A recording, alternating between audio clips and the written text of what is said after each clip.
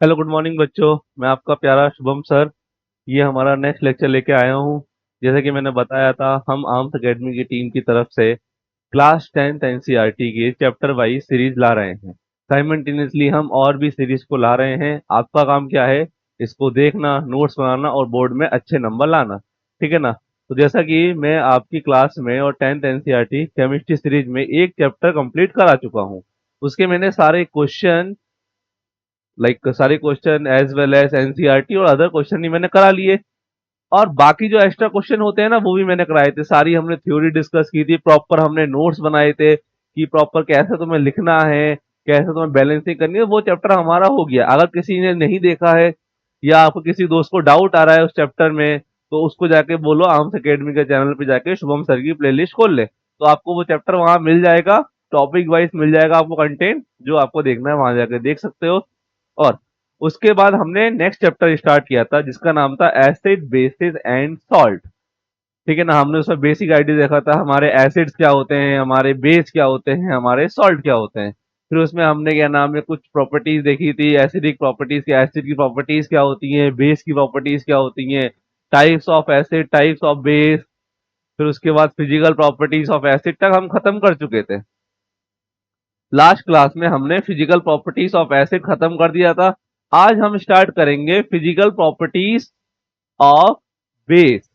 ठीक है ना? ये हमारा लास्ट में हो चुका था, एसिड की प्रॉपर्टी हमने बताया था।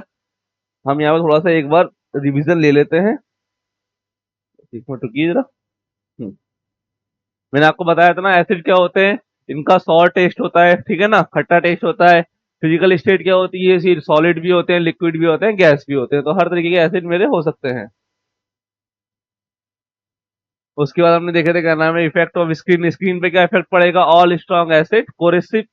कोरेसिव होती है ना, जलने वाली स्किन हो जाती है। अगर एसिड गिर जाए हाथ पे गलती से, तो वो एरिया बर्न होने लगता है, तो उसमें गर्मी होने लगती है, तो वो जल जाता है हमारा। ठीक है ना? तो हमने बताया था दो एसिड है, कॉन्सेंट्रेटेड एसिड जिसको मैंने सल्फ्यूरिक एसिड ही बोली। सल्फ्यूरिक एसिड क्या करता है, मेरा स्किन को ब्लैक कर देता है। दूसरा क्या है, कॉन्सेंट्रेटेड नाइट्रिक एसिड और हाइड्रोक्लोरिक एसिड, ये करता है स्किन को येलो कर देता है। कॉन्सेंट्रेटेड मतलब क्या होता है, लेस अमाउंट ऑफ वाटर, ये बताया था ना मैंने। डायल्यूटेड मतलब more amount of water, concentrated मतलब लेस अमाउंट ऑफ वाटर। फिर हमने देखे थे केमिकल प्रॉपर्टीज, रिएक्शन, मेटल के साथ क्या रिएक्शन करता है मेरा एसिड। मेटल के बाद ये एक्टिविटी हमने देखी थी, ठीक है ना। फिर हमने देखा था क्या नाम है reaction with metal carbonate. Metal carbonate के साथ रिएक्शन कौन सी मिलेगी मुझे। तो बेसिकली हम सारी रिएक्शन ऑलमोस्ट कवर चुके थे। रिएक्शन विद मेटालिक ऑक्साइड, ये सब लास्ट लेक्चर में हो चुका है, ठीक है ना। तो आप वहां जाके देखना ये सारा लेक्चर। मैं करा चुका हूँ सारी रिएक्शन और समझाया हूँ एक एक रिएक्शन को, एक्सप्लेन किया हूँ प्रॉपर। ये सारी एक्टिविटी हमारी हो गई थी, ठीक है ना। नाउ आज का जो हमारा टॉपिक है वो टॉपिक है हमारा physical properties of base. Base की क्या मेरी फिजिकल प्रॉपर्टीज होती हैं, वो मुझे आज के लेक्चर में कवर करना है। पहले मैं फिजिकल प्रॉपर्टीज कवर करूंगा, उसके बाद मैं क्या करूंगा, केमिकल प्रॉपर्टीज कवर करूंगा। केमिकल प्रॉपर्टीज मतलब केमिकली चेंज क्या हो रहा है बेस में, किसी और एलिमेंट ले लो, कंपाउंड ले लो, जिसके साथ रिएक्शन करने पर। अब सबसे पहला तो आता है मेरा टेस्ट। अगर मैं देखूं टेस्ट, तो टेस्ट क्या होता है, बिटर इन टेस्ट, कड़वा कड़वा सा लगता है मुझे, बड़ा कड़वा कड़वा लगता है, ठीक है ना। इफेक्ट ऑन स्क्रीन, स्किन पे क्या इफेक्ट होगा, they give a feeling of softy touch and all alkali have mild corrosive action on screen. थोड़ा सा जलने वाला होता है लेकिन ज्यादा नहीं, माइल्ड होता है, ठीक है ना। फिर क्या है effect on indicator, the effect indicator are given below. देखो लास्ट क्लास में जहां हम डिस्कस कर रहे थे फिजिकल प्रॉपर्टीज ऑफ एसिड, वहां भी इंडिकेटर का कुछ रोल था। इंडिकेटर का रोल क्या था, identify the substance is acid और base. Okay, let's suppose the substance is base. तो if we are using red litmus, अगर मेरा सब्सटेंस बेस है और मैं रेड लिटमस यूज कर रहा हूं, तो ये कन्वर्ट कर देगा रेड लिटमस टू ब्लू।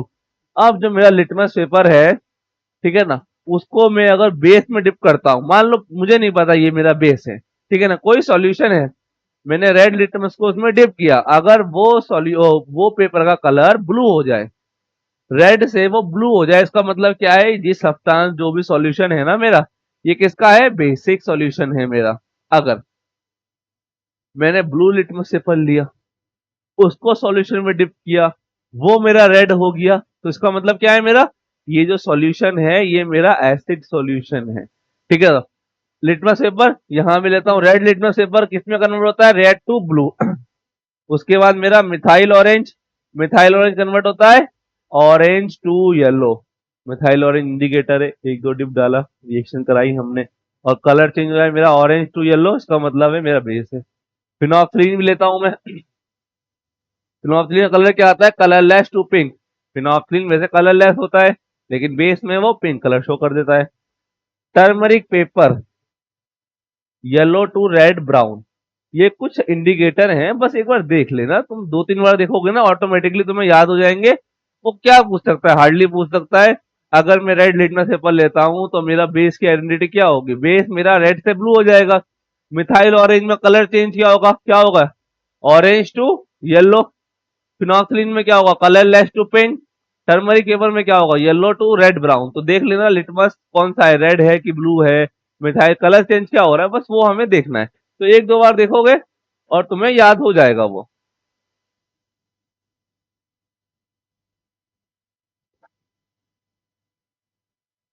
अच्छा, जैसे कि बच्चों मैं हमेशा तुम्हें बोलता हूँ, जब भी मेरा लेक्चर अटेंड कर रहे हो उस टाइम पेन और कॉपी लेके बैठो, साथ के साथ नोट्स बनाओ। पढ़ते पढ़ते नोट्स बनाओगे ज्यादा समझ में आएगा, ज्यादा समझ में आएगा, जल्दी याद होगा और बहुत देर तक याद रहेगा। अब तुमने लेक्चर देख लिया या फिर स्क्रीनशॉट ले रहे हो बाद में उसको उतार रहे हो तो वो तो समझ में नहीं आएगा। साथ के साथ देखो, वीडियो पॉज कर लो, उतार लो, फिर चालू करो। तो कहने का मतलब है कॉपी पेन लेके साथ के साथ नोट्स बनाओ, बाद के लिए मत छोड़ो। अब मेरा यहां तक फिजिकल प्रॉपर्टीज तो हो गया। अब मेरा क्या है, chemical properties of basis. Base की मेरी केमिकल प्रॉपर्टीज क्या होंगी, बेस की मेरी केमिकल प्रॉपर्टीज होंगी, chemical properties of base, reaction with metal. Base metal के साथ रिएक्शन करके क्या देगा। देखो मेटल मेरा कोई भी एक्टिव मेटल ले लो यार, हाइड्रोजन ले लो, जिंक ले लो, ठीक है ना, सोडियम ले लो, कुछ सोडियम तो बेस के साथ ही आ रहा है ना। चलो मैंने यहाँ जिंक लिया है, जिंक मेटल लिए मैंने, उसकी रिएक्शन कराई है NaOH से। NaOH क्या है, मेरा सोडियम हाइड्रोक्साइड। जब भी मेरा कोई बेस किसी मेटल से रिएक्शन करेगा तो वो क्या रिलीज करेगा, हाइड्रोजन गैस। ये बस याद रखना, base react with some metal to liberate hydrogen gas. ये देखो यहाँ मुझे हाइड्रोजन गैस लिबरेट होती दिख रही है। और क्या बनाया है मेरा, Na2ZnO2 कॉम्प्लेक्स। इसको मैंने नाम क्या दिया है, सोडियम जिंकेट। मैंने नाम नहीं दिया, इसका नाम है साइंटिस्ट ने दिया है, जिंक। अब जो NaOH लिया है मैंने, डाइल्यूट लिया है। डाइल्यूट का मतलब क्या है, मोर अमाउंट ऑफ वाटर यहाँ प्रेजेंट है। अगर मैं लेता क्या नाम है ये कॉन्सेंट्रेटेड, तो यहाँ पे less amount of water present होता है मेरा। दोबारा, base react with some metal to liberate hydrogen gas, यहाँ हाइड्रोजन गैस दिखी मुझे। मैंने मेटल लिया zinc, zinc react with dilute NaOH, give Na2ZnO2, that is the name of sodium zincate and release hydrogen gas. Second reaction मैंने aluminium लिया, उसको NaOH और water के साथ सॉल्यूशन ले लिया मैंने ये, और क्या बना मेरे, NaAlO2 और 3 moles of hydrogen gas release. तो एक दो रिएक्शन देख लेना, बस पूछ सकता है कभी। Reaction of base with non metallic oxide, मेरी बेस की रिएक्शन नॉन मेटालिक ऑक्साइड से करनी है। मेटालिक ऑक्साइड और नॉन मेटालिक ऑक्साइड क्या होते हैं, चलो सबसे पहले तो ऑक्साइड क्या होते हैं, कोई भी कंपाउंड अगर, सॉरी कोई भी एलिमेंट अगर ऑक्सीजन से रिएक्ट करके कुछ दे रहा है उसको मैं ऑक्साइड बोलता हूं, ठीक है ना। मान लो मेरा कार्बन ऑक्सीजन से रिएक्ट करके CO2 दे रहा है, जिसको मैं क्या बोलता हूँ, कार्बन डाइऑक्साइड, ठीक है ना, कार्बन डाइऑक्साइड। ऑक्सीजन मतलब ऑक्साइड, ठीक है। अब इसने बोला है नॉन मेटालिक। देखो हमारे पीरियोडिक टेबल में दो तरीके के, वो दो तीन तरीके के एलिमेंट होते हैं, मेटल, नॉन मेटल और सेमी मेटल, ठीक है ना। मेटल जो क्या करते हैं, इलेक्ट्रॉन को रिलीज करते हैं। नॉन मेटल जो क्या करते हैं, इलेक्ट्रॉन को एक्सेप्ट करते हैं। मेटलॉइड एक वर्ड होता है, ठीक है ना, मेटलॉइड, उसको सेमी मेटल ही बोल सकते हैं। मेटलॉइड मतलब वो दोनों प्रॉपर्टीज दिखा सकता है, आइदर वो गेन भी करेगा लूज भी करेगा, डिपेंड कि सिचुएशन की डिमांड क्या है। अब यहां उसने बोला है मुझे नॉन मेटालिक ऑक्साइड, तो नॉन मेटालिक ऑक्साइड मेरा कार्बन रिलेटेड ऑक्साइड हो गए, नाइट्रोजन वाले ऑक्साइड हो गए, ये वाले ऑक्साइड जो होते हैं मेरे नॉन मेटालिक ऑक्साइड होते हैं। यहां मैंने ले लिया CO2। अब क्या बोला है इसने, बेस रिएक्ट विद, ये बोल रहा है मुझे base react with non metallic oxide to form their respective carbonates and water. जब भी मेरा बेस किसी नॉन मेटालिक ऑक्साइड के साथ रिएक्ट करेगा तो वो क्या देगा, उसका रिस्पेक्टिव कार्बोनेट देगा और वाटर निकालेगा। अगर मैं NaOH ले रहा हूं तो NaOH मुझे क्या दे रहा है, Na2CO3। Na2CO3 मेरा क्या था, सोडियम कार्बोनेट, और क्या है मेरा ये, वाटर। ठीक है, मेरा sodium hydroxide react with non metallic oxide that is CO2 and give it Na2CO3 that is sodium carbonate and water. एक और रिएक्शन ले लेता हूं मैं, KOH potassium hydroxide react with CO2 give K2CO3 potassium carbonate and water. अब some of the alkali like sodium hydroxide are called diglucans because they absorb carbon dioxide from the air, its strength decrease with time। ये एक statement है, इसको देख लेना क्या बोल रहा है। Some of the alkali like sodium hydroxide are called diglucans because they absorb carbon dioxide from the air and its strength decrease with time। वो एटमॉस्फेयर से कार्बन डाइऑक्साइड को एब्जॉर्ब कर रहा है और टाइम पे उसकी स्ट्रेंथ डिक्रीज हो रही है। अब नेक्स्ट रिएक्शन है मेरी, reaction of base with acid. कुछ याद आ रहा है, हमने ये रिएक्शन शायद पढ़ी भी थी, बेस की रिएक्शन एसिड से। अगर किसी बेस की रिएक्शन मेरे एसिड से होती है तो उसको मैं बोलता हूं न्यूट्रलाइजेशन रिएक्शन। अरे भाई, एसिड बेस रिएक्ट करके सॉल्ट बनाता है, वाटर रिलीज करता है, बोलता ना यार न्यूट्रलाइजेशन हो गया है, दोनों प्लस माइनस जुड़ गए हैं। तो जब भी मेरा एसिड की बेस से रिएक्शन होगी तो वहां न्यूट्रलाइजेशन होता है। तो क्या है, they neutralize the acid to form salt and water, acid plus water give salt and water. अब देखो इसके हम कुछ एग्जांपल लेते हैं। चलो बच्चे, एक एसिड का नाम बोलो, HCl। अगर मैं HCl लेता हूं NaOH के साथ, ये क्या है, मेरा एसिड है, ये क्या है, मेरा बेस है। एसिड बेस से रेट का क्या दे रहा है मुझे, NaCl प्लस H2O। अब देखो, एसिड कंप्लीटली बेस से रिएक्ट करके मुझे सॉल्ट दे रहा है और वाटर मेरा निकल रहा है। ऐसे में बहुत सारी चीजें लिख सकता हूं मैं, HCl की जगह में HBr ले लूं या H2SO4 ले लूं, ठीक है ना, कुछ भी ले लूं। और यहां ले लूं मैं NaOH, इधर भी मैं NaOH ही ले लूं, तो मुझे क्या मिलेगा, यहां मुझे मिलेगा NaBr, मिलेगा कि नहीं मिलेगा, और वाटर। यहां मुझे क्या मिलेगा, Na2SO4 प्लस वाटर। ये दोनों मेरे क्या हैं, सॉल्ट। तो मैं बहुत सारी लिख सकता हूं, लेकिन हर रिएक्शन में न्यूट्रलाइजेशन होता है मेरा। एसिड अगर बेस से रिएक्ट कर रहा है तो न्यूट्रलाइजेशन रिएक्शन होती है, मेरा क्या बनता है, मेरा सॉल्ट बनता है और मेरा पानी निकलता है, ठीक है ना। ये मैंने कुछ एग्जांपल लिए, तुम चाहो तो बहुत सारे एग्जांपल है, एसिड पकड़ो, बेस पकड़ो, बनाओ कंपाउंड। समझ में आया ना, करना क्या है हमें, एसिड बेस रिएक्शन करानी है, सॉल्ट बनाना है, पानी निकाल देना है, बस इतना ही।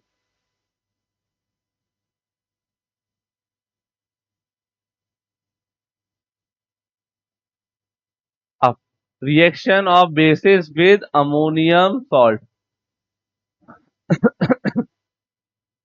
मुझे बेस की रिएक्शन करनी है अमोनियम सॉल्ट के साथ। Bases react with bases react with ammonium salt to give, sorry, to evolve ammonia gas. जब भी मेरा बेस अमोनियम सॉल्ट से रिएक्शन करेगा, अमोनियम सॉल्ट मतलब NH4X, एक्स में भी क्लोरीन, ब्रोमीन, आयोडीन, कुछ भी हो सकता है मेरा बेस। जब भी मेरा अमोनियम सॉल्ट से रिएक्शन करेगा तो वो क्या इवॉल्व करेगा, अमोनिया गैस। देखते हैं, NaOH लिया मैंने, उसकी रिएक्शन NH4Cl से कराई, मेरा NaCl बना, पानी और अमोनिया गैस निकल गई। Sodium hydroxide react with sodium chloride give sodium chloride. हाँ, यहाँ सोडियम क्लोराइड नहीं होगा, यहाँ होगा अमोनियम क्लोराइड। ये गलत है। इसमें तो कुछ पढ़ देता हूँ।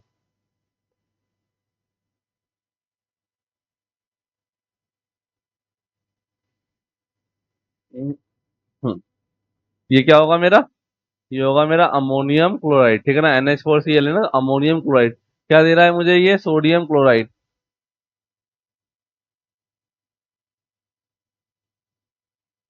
वाटर दे रहा है मुझे और अमोनिया गैस निकाल रहा है। अभी अगर मैं सेम ले लूं रिएक्शन इसकी, calcium hydroxide CaOH whole twice, calcium hydroxide react with 2 moles of ammonium chloride give calcium chloride water and ammonia gas। अब मेरा यहां लिखा है मैंने वर्ड एक्वस, कैल्शियम क्लोराइड के ब्रैकेट में मैंने एक्वस लिखा है। इसका मतलब क्या है? ये मेरा डाइल्यूटेड सॉल्यूशन है, मतलब पानी में डिसॉल्व किया है मैंने प्लेट्स को, किसके? कैल्शियम हाइड्रोक्साइड के, ठीक है ना। तो मुझे याद रखना है, मेरा बेस कभी भी अमोनियम सॉल्ट से रिएक्शन करेगा तो वो क्या देगा मुझे? अमोनिया गैस इवॉल्व करेगा। अब अमोनियम सॉल्ट क्या होता है? Solution of NH4X। एक्स में भी क्लोरीन ब्रोमीन कुछ भी हो सकता है, ठीक है ना। यहाँ अगर देखा जाए मेरे को NH4Cl में, तो NH4 प्लस है, क्लोरीन माइनस है, ठीक है ना। तो ये मेरा अमोनियम पार्ट है और ये मेरा क्लोराइड है, तो अमोनियम क्लोराइड। अगर मैं यहाँ Br ले दूं तो अमोनियम ब्रोमाइड, आयोडीन ले दूं तो अमोनियम आयोडाइड। समझ में आया? तो बेस रिएक्शन करेगा किससे? अमोनिया से, और क्या इवॉल्व करेगा? सॉरी, बेस रिएक्शन करेगा अमोनियम क्लोराइड से, तो क्या इवॉल्व करेगा? Ammonia gas. नेक्स्ट मेरा क्या है?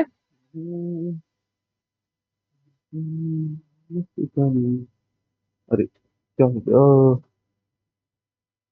हाँ, reaction of bases with salt. अच्छा, अब तक हम क्या कर रहे थे? एसिड की रिएक्शन कर रहे थे बेस से और सॉल्ट बना रहे थे। अब हम बेस की रिएक्शन कर रहे हैं एसिड से, और सॉरी, बेस की रिएक्शन कर रहे हैं सॉल्ट से। देखेंगे हमें क्या मिल रहा है। तो bases react with salt solution to form another base and another salt। एक सॉल्ट अगर एक बेस से रिएक्शन कर रहा है तो वो एक नए तरीके का मुझे बेस दे रहा है और एक नए तरीके का मुझे सॉल्ट दे रहा है। देखो दोबारा सुनो, मेरा बेस किससे रिएक्शन कर रहा है? मेरा बेस रिएक्शन कर रहा है सॉल्ट से, और मुझे क्या मिल रहा है? नया बेस और नया सॉल्ट। तो यहाँ पे कुछ एक्सचेंज टाइप का हो रहा है ना, तो डिस्प्लेसमेंट हो रहा है। तो मैं बोल सकता हूँ ये डिस्प्लेसमेंट टाइप की रिएक्शन है। अगर मैं देखूं NaOH एक्वस, मतलब NaOH में पानी ज्यादा प्रेजेंट है, reaction with FeCl3 iron chloride give FeOH hold size iron hydroxide and NaCl। अभी अगर यहाँ देखूं तो सॉल्ट क्या है मेरा? Iron chloride. यहाँ सॉल्ट क्या है मेरा? Sodium chloride. यहाँ बेस क्या है मेरा? Sodium hydroxide. यहाँ बेस क्या है मेरा? Iron hydroxide. ठीक है, अब तुम सोच रहे हो ये ब्रैकेट में थर्ड क्यों लिखा हुआ है? अब यहाँ 3 क्लोरीन है ना, तो इसका ऑक्सीडेशन स्टेट बस याद रखो, इसका ऑक्सीडेशन स्टेट 3 है, क्योंकि यहाँ 3 क्लोरीन ले रखा है। और यहाँ पे सेम तीन क्या है? OH हाइड्रोक्साइड आयन है कि नहीं है? बस इस चक्कर में मैंने ब्रैकेट में 3 लिखा है। अगर नहीं भी लिखोगे तो कोई दिक्कत नहीं है, हम हायर क्लास में भी पढ़ते हैं, ठीक है। क्या था मेरा? बेस का रिएक्शन किससे हो रहा था मेरा? बेस का रिएक्शन हो रहा था सॉल्ट से, और नया बेस और नया सॉल्ट मिल रहा था। तो एट दी एंड क्या हो रहा है? Na रिप्लेस कर रहा है क्लोरीन को, तो NaCl बना रहा है। Fe रिप्लेस कर रहा है OH को, क्या बना रहा है? FeOH whole thrice. तो यहाँ पे मेरा डिस्प्लेसमेंट हो रहा है और रिप्लेसमेंट। उन रिएक्शन को क्या बोलता हूं मैं? Displacement reaction. और कुछ तरीके की होती है डबल डिस्प्लेसमेंट। तो यहाँ पे इसने लिखा भी, ये बेस 1, ये बेस 2, सॉल्ट 1, सॉल्ट 2। अच्छा हाँ, ये भी देख लेना, क्या नाम है, जो आयरन हाइड्रोक्साइड बना है ना, उसकी ब्राउन पीपीटी होती है, ब्राउन प्रेसिपिटेशन आता है उसके अंदर। Next reaction NaOH react with zinc sulfate give zinc hydroxide and sodium sulfate। ये एक और रिएक्शन थी मेरी।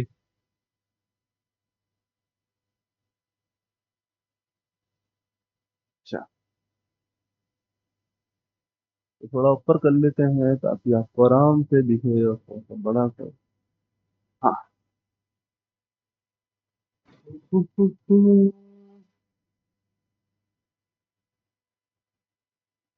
अच्छा अच्छा, देखो, ये हमारा एक टेबल बना दिया है मैंने बेसिकली, उससे ज्यादा कुछ नहीं है। बस इस टेबल में क्या है, यूजेस ऑफ बेस। बेस मेरा कहाँ यूज होता है और किस काम में यूज होता है, वही मैंने कुछ लिए हैं, सात आठ, सात लिए हैं यहाँ पे। देखो, एक दो तीन चार पाँच छह सात। अब मुझे वही सात देखने हैं, ठीक है। वो पूछ सकता है, राइट थ्री और four uses of base. Short question में पूछ सकता है कि किसी एक बेस को लिखो और उसका यूज बताओ, क्या यूज है उसका। तो मैंने यहाँ पे बेस और साइड में उसके यूज लिखे हैं। पहला बेस जो मैंने लिया है उसका नाम है सोडियम हाइड्रोक्साइड। तो आप भी तो परेशान हो गए होगे, सर ये sodium hydroxide, sodium hydroxide, sodium hydroxide, कितनी बार सोडियम हाइड्रोक्साइड आता है। तो हम ना जब भी रिएक्शन डिफाइन करते हैं ना, तो एक कॉमन बेस लेके सबको डिफाइन करते हैं। इसका मतलब ये नहीं है कि वो एक ही बेस दे रहा है मेरी रिएक्शन, समझो। मैं हर जगह NaOH ले रहा हूँ, इसका मतलब ये नहीं है कि वो रिएक्शन सिर्फ NaOH के साथ ही होगी।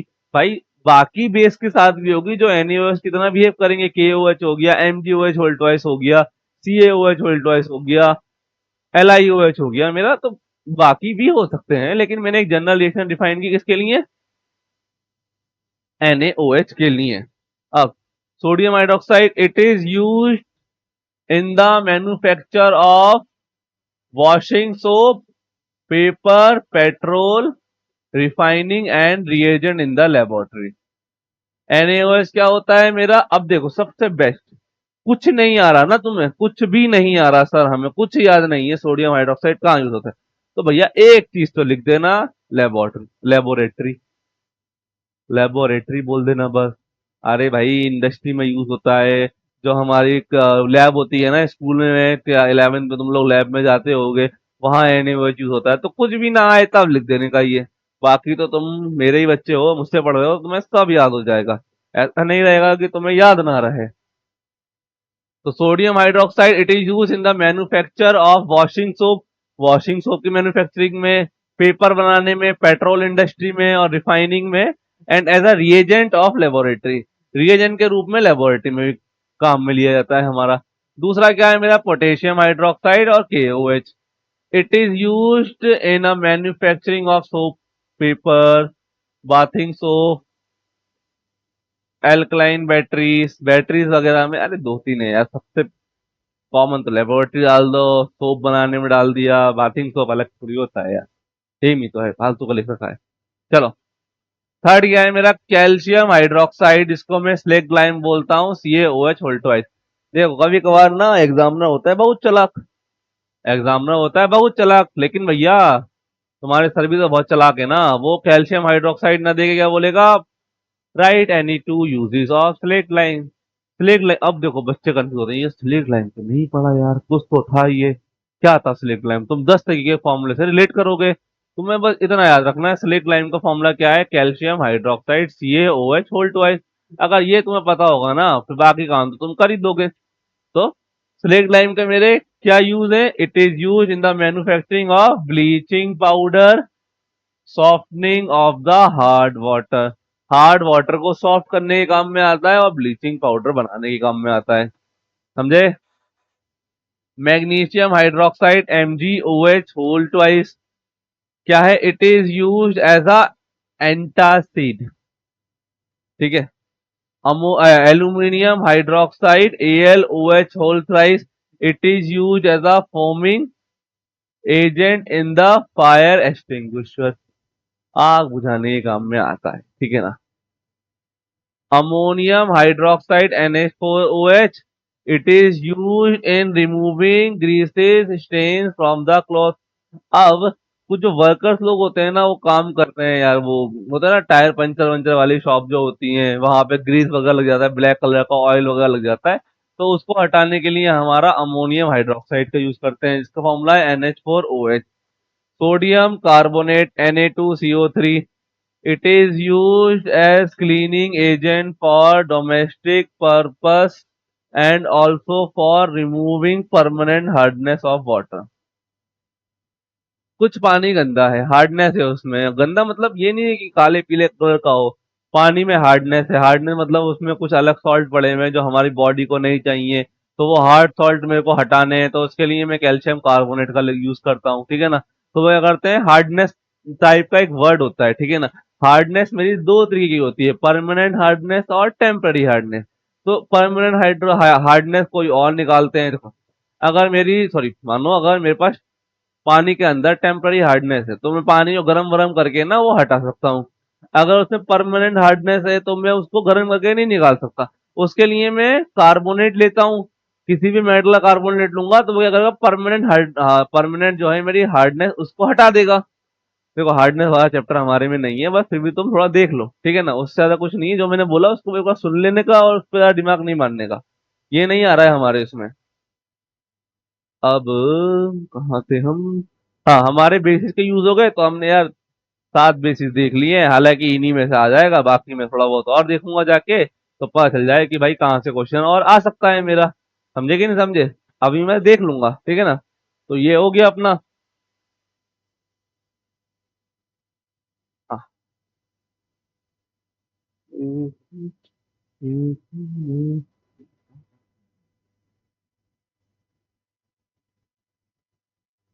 इतना डांस कर रहा है भाई। या हाँ, चलो, रुक गया। रुक गया ना? हाँ, रुक गया। नेक्स्ट टॉपिक क्या है मेरा? कंपेयर।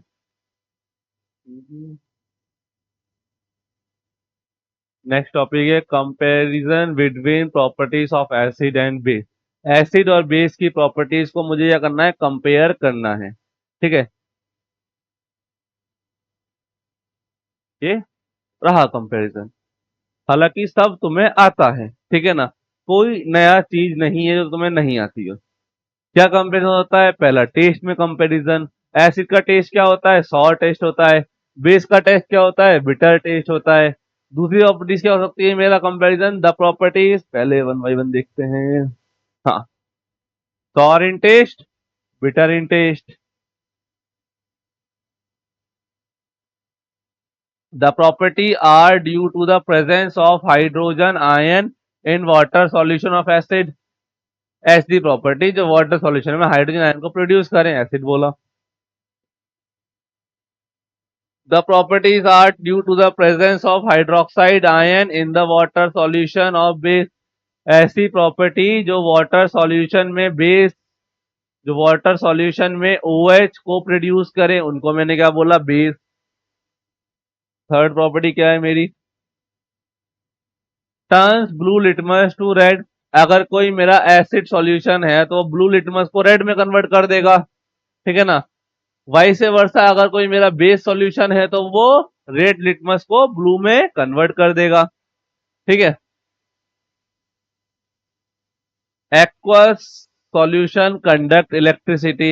एसिड का जो एक्वस सॉल्यूशन होगा ना, या मोल्टन सॉल्यूशन जहां पानी प्रेजेंट होगा, वो क्या करेगा? इलेक्ट्रिसिटी कंडक्ट करेगा। Aqua solution conduct electricity. Base का भी एक्वा सॉल्यूशन क्या करेगा? इलेक्ट्रिसिटी को कंडक्ट करेगा। कंडक्ट मतलब ट्रांसफर करेगा या भेजेगा। नेक्स्ट पॉइंट क्या है मेरा? सब पेन का यूज करूंगा मैं आज। ग्रीन हुआ नहीं? ग्रीन नहीं था। Acid react with active metal like sodium, potassium, calcium, zinc to give hydrogen gas. अगर मेरा एसिड किसी एक्टिव मेटल से रिएक्ट करता है, जो मैंने कुछ लिख दिया एग्जांपल यहाँ पे, तो वो क्या करेगा? हाइड्रोजन गैस को रिलीज करेगा। does not react with metal except with zinc, aluminium and ऐसे। बाकियों से रिएक्ट नहीं करता, सिर्फ इन्हीं से रिएक्ट करेगा बस, ठीक है ना। और कौन सा कलर बचा? मेरा मेरा मेरा बचा, ये बचा ना, हाँ।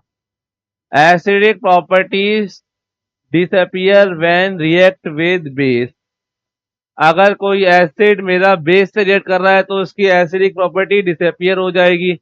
डिसअपियर होने से क्या होगा मेरा?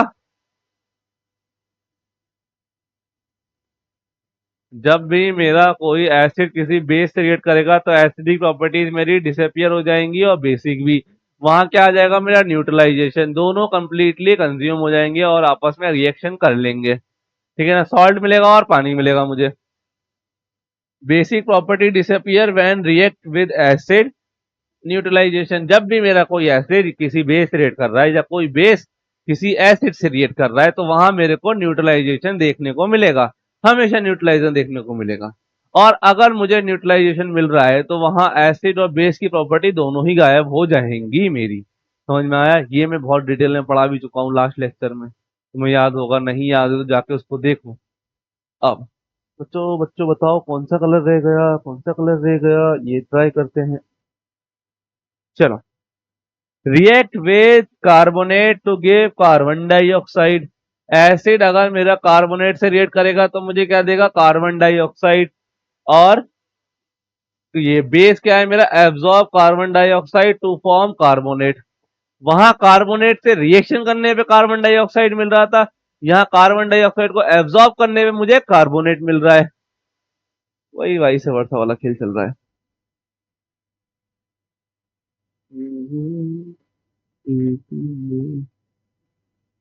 चलो, हाँ, फ्रिक्वेंटली कोरोसिव टू स्क्रीन। थोड़ा जल जाता है एसिड से हमारा, वो ज्यादा डेंजर टाइप की होती है। ये क्या होती है मेरा? माइल्ड होती है। Frequently corrosive to skin and slippery in nature, थोड़ा चिपचिपा सा होता है। ठीक है। और ये मेरा लास्ट पॉइंट है। क्या है मेरा लास्ट पॉइंट?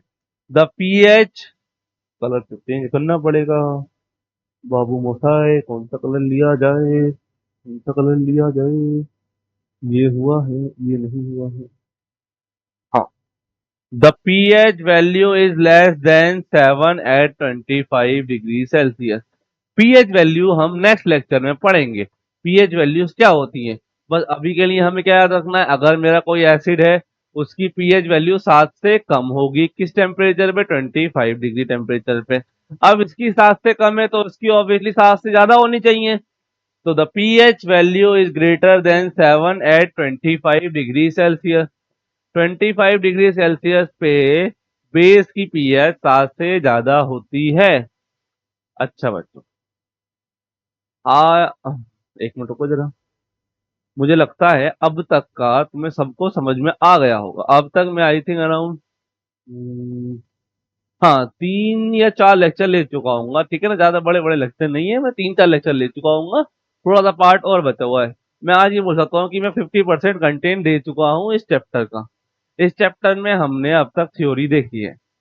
मैं ट्राई करूंगा कि नेक्स्ट क्लास में मैं कुछ क्वेश्चन ला सकूं एनसीईआरटी के। अब तक हमने क्या क्या देख लिया? अब तक हमने एक जनरल इंट्रोडक्शन देखा एसिड बेस का। फिर एसिड बेस के क्या नाम है, कैरेक्टरिस्टिक देखे। एसिड टाइप्स ऑफ एसिड, कितने तरीके के एसिड्स होते हैं। On the basis of source, source के बेस पे मेरे एसिड क्या थे मेरे? इनऑर्गेनिक एसिड और ऑर्गेनिक एसिड, जिसको मैंने मिनरल एसिड भी बोला इनऑर्गेनिक को। फिर उसके बाद मैंने देखा था बेसिसिटी के बेस पे मोनो बेसिक, डाई बेसिक, ये देखे थे। फिर मैं डाइल्यूटेड देखा एसिड, कॉन्सेंट्रेटेड एसिड देखा, स्ट्रॉन्ग एसिड देखा, वीक एसिड देखा। फिर मैं सेम चीजें मैंने बेस में देखी, बेस क्या होते हैं, बेस के टाइप्स देखे, क्लासिफिकेशन देखा। उसके बाद प्रॉपर्टीज पे हम आए, प्रॉपर्टीज ऑफ एसिड। उसमें पहले फिजिकल प्रॉपर्टीज, टेस्ट क्या होता है, क्या स्टेट में होता है, और लिटमस पेपर का क्या रोल होता है। फिर केमिकल प्रॉपर्टीज देखी।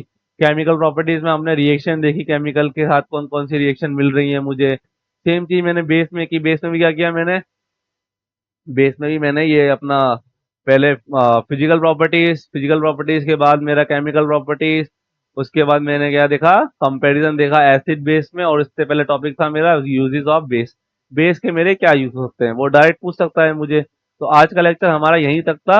अब देखो, मैंने जितना पढ़ाया है, मैं उम्मीद करता हूँ बच्चों तुम सबने नोट्स बना के रखे होंगे, सबने नोट्स बनाए होंगे। क्या करना है मुझे?